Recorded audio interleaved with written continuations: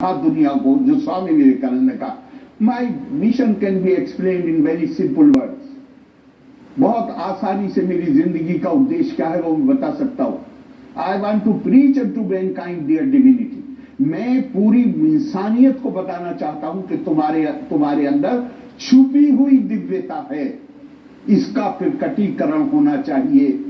छुपी हुई दिव्यता का प्रकटीकरण होने के बाद अगर मैं ये रियलाइज कर लेता हूं कि मेरे अंदर भी वही दिव्यता विराजमान है जो आपके अंदर है, मैं कभी हिम्मत कर सकता हूं आपके पैर पे पैर रखने की, इससे कि फिर मुझे ये अंदाजा हो जाएगा कि मैं आपके पैर पे पैर नहीं रख रहा हूं, मैं अपने पैर पे पैर रख रहा हूं। सर लेकिन फिर मैं आपको हर्ट नहीं कर रहा हूं, मैं अपने आप को हर्ट कर रहा हूं। आरिफ साहब, फिर आज जो लोग ये कह रहे हैं कि देश के अंदर मुसलमान बहुत मुश्किल हालात में है, मैं फिर पीछे कहना चाह रहा था, जमीयत उलमा हिंद की अभी 2 दिन की एक बैठक चली है, उसमें बहुत सारी बातें की गई, देश में मुसलमानों के हालात पर बात की गई है।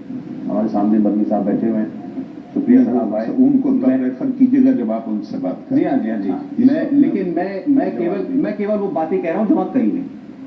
तो वहां ये कहा गया कि मुसलमान बहुत मुश्किल हालात में हैं, अपने घर में हमें अजनबी बना दिया गया है, हमसे पूछा जा रहा है तुम कौन हो, इस बस्ती में कैसे रह रहे हो, चलना दूभर कर दिया है, गालियां खाकर जिल्लत सहकर भी सब्र से मुसलमान रह रहा है।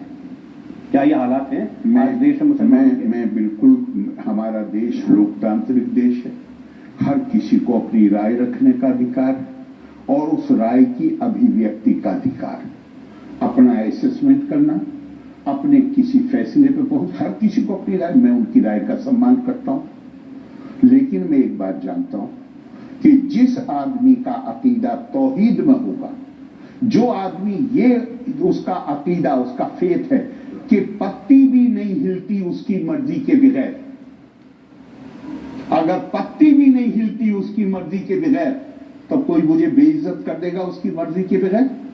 उसने मुझे बताया है कि तुम्हारी इज्जत और बेइज्जती तुम्हारे आमाल के ऊपर है, तुम्हारे कर्म के ऊपर है। अगर मैं ये मानता हूं कि कोई मुझे फायदा पहुंचा सकता है अल्लाह के अलावा, कोई मुझे नुकसान पहुंचा सकता है अल्लाह के अलावा, तो ये सीधा सीधा, मैं वो लफ्ज इस्तेमाल नहीं करूंगा जो आमतौर से इस्तेमाल करते हैं, लेकिन ये सीधा सीधा कुरान की आयतों की खिलाफ वर्जी, जो